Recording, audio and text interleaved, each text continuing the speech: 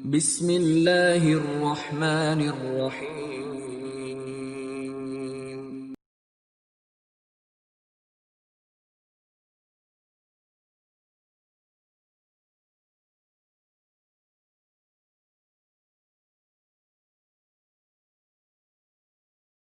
Bismillah, Assalamualaikum warahmatullahi wabarakatuh. Alhamdulillah, wassalatu wassalamu ala rasulillah wa ala alihi wa ashabihi ajmain, amma ba'd. Kaifahalukum? Semoga pada pagi hari yang berkah ini kita diberikan oleh Allah Subhanahu wa taala kesehatan sehingga kita mampu mengikuti kegiatan-kegiatan kita pada hari ini. Dan semoga Allah Subhanahu wa taala memberikan semangat dan kemudahan dalam menuntut ilmu. Sebelum memasuki pembelajaran pada pagi hari ini, marilah kita berdoa kepada Allah Subhanahu wa taala agar diberikan ilmu yang bermanfaat. Allahumma inni as'aluka ilman nafi'an wa rizqan thayyiban wa amalan mutaqabbalan. Anak-anakku yang salih, insya Allah hari ini kita akan lanjut mempelajari tematik kelas 2, subtema 2, bermain di rumah teman, pada pembelajaran 5 dan 6. Materi pada pembelajaran 5 yaitu yang pertama, menjawab pertanyaan teks percakapan, yang kedua, aturan di lingkungan rumah, yang ketiga, berlatih meliukkan badan. Sedangkan materi pada pembelajaran 6 diantaranya yang pertama, menemukan kosakata keragaman benda. Yang kedua, manfaat aturan di rumah. Dan yang terakhir, soal perkalian. Nah, anak-anak, simaklah percakapan berikut ini, halaman 80, buku 3 serangkai, tema 2. Togar hendak mengunjungi Ahmad di rumahnya. Dia telah sampai di depan rumah. Selanjutnya, dia mengetuk pintu dan mengucapkan salam. Ibu Ahmad membukakan pintu rumah. "Maaf, Ahmad ada, Bu?" tanya Togar. "Ada, Nak, silakan masuk," kata Ibu Ahmad. "Baik, Bu, terima kasih," kata Togar. "Hai Togar, kita jadi kemana?" tanya Ahmad. "Ayo kita pergi ke pasar murah di kota," ajak Togar. "Baiklah, aku pamit Ibu dulu ya." "Bu, kami pamit mau ke pasar murah," kata Ahmad. "Saya juga pamit, Bu," kata Togar. "Kalian tidak minum dulu?" kata Ibu. "Terima kasih, Bu. Kami segera berangkat saja naik sepeda," kata Togar. "Baiklah, hati-hati di jalan ya, Nak," kata Ibu Ahmad. "Baik, Bu, selamat sore," kata Togar. "Selamat sore," jawab Ibu.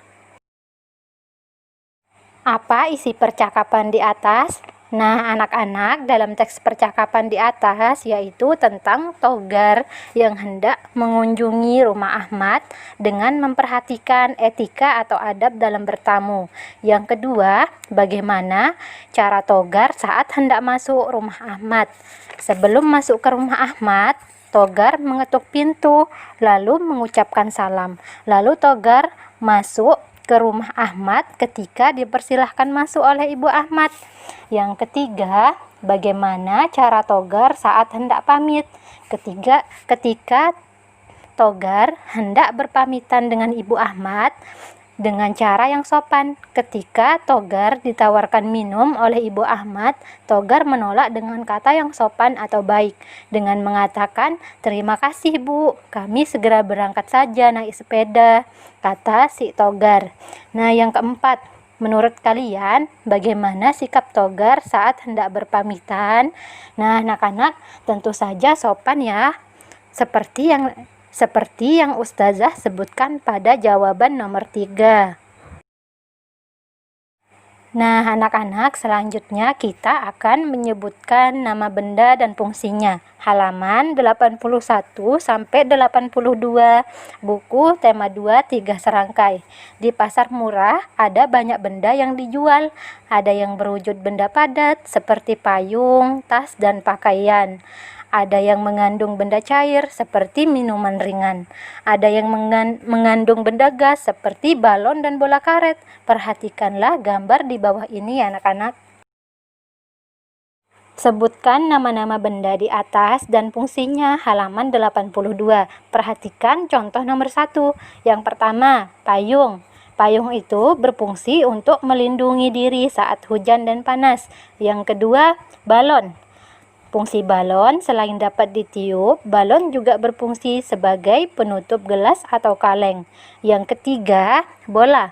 Bola berfungsi untuk olahraga atau bermain. Nah, yang keempat, botol. Berfungsi untuk tempat atau wadah air atau cairan sehingga tidak mudah tumpah. Nah, selanjutnya ada sapu. Sapu berfungsi untuk membersihkan lantai rumah dari debu dan kotoran. Nah, selanjutnya ada baju. Baju berfungsi sebagai alat pelindung tubuh. Nah, yang ketujuh ada gelas. Gelas berfungsi untuk menampung air atau cairan untuk diminum. Nah, yang terakhir ada lampu. Lampu ini berfungsi sebagai alat penerang pada malam hari atau di dalam keadaan gelap. Nah, anak-anak, selanjutnya kita akan membaca teks tentang adab atau etika saat bertamu. Halaman 82 sampai 83, buku 3 serangkai tema 2. Melanie siang itu bersiap-siap untuk mengunjungi Rasti, teman baiknya. Melanie akan membuat tugas yang diberikan oleh Bu Mirna. Bersama Rasti, Melanie akan membahas tentang peraturan-peraturan yang harus dijalankan jika hendak bertamu ke rumah teman. Mereka membahas sejenak dan berselancar di internet. Mereka menemukan dan meringkas satu artikel menarik tentang aturan-aturan bertamu di rumah orang. Bacalah aturan-aturan yang telah mereka ringkas ini. Etika saat bertamu. Yang pertama, jika sempat sebaiknya beritahu dulu lewat telepon bila ingin bertamu. Yang kedua, bila telah berjanji datang jam sekian, usahakan tepat waktu. Yang ketiga, bersabarlah sampai ada yang datang membukakan pintu.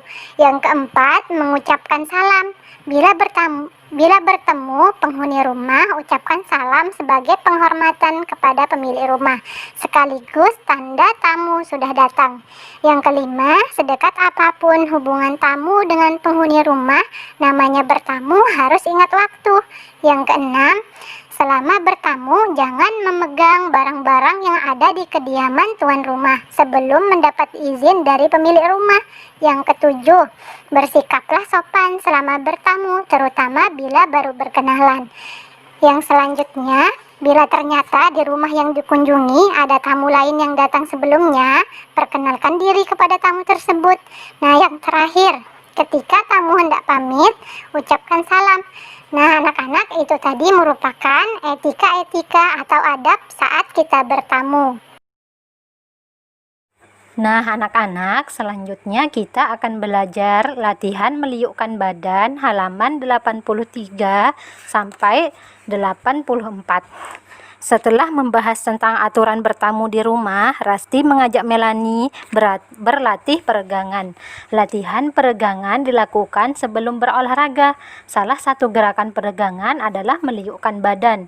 Meliukkan badan dapat membantu badan untuk berlatih, meregangkan otot-otot, dan membangun kelenturan tubuh. Hasilnya dari tubuh yang lentur adalah bisa melaksanakan segala gerak lanjutan dengan lebih lancar. Bacalah instruksi meliukkan badan berikut. Kemudian lakukan gerakan bersama-sama. Prosedur meliukkan badan ke kanan. Yang pertama, badan berdiri tegap. Yang kedua, kaki diregangkan sedikit. Yang ketiga, tangan kiri diangkat ke atas. Yang keempat, tangan kanan lurus ke bawah di samping badan. Yang kelima, badan secara perlahan-lahan diliukkan ke kanan. Nah, yang terakhir, tangan kanan semakin turun ke pergelangan kaki. Yang selanjutnya, prosedur meliukkan badan ke kiri.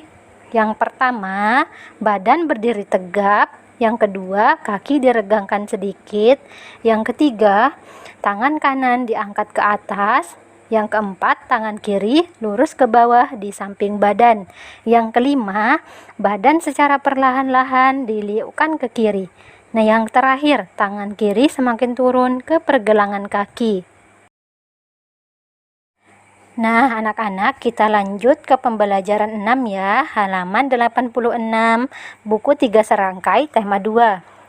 Perubahan wujud pada benda. Setiap benda dapat berubah wujud menjadi gas, padat, maupun cair. Hal tersebut tergantung pada proses yang dialaminya. Faktor yang memengaruhi perubahan benda adalah suhu. Karena perubahan suhu, suatu benda dapat memengaruhi wujud benda tersebut.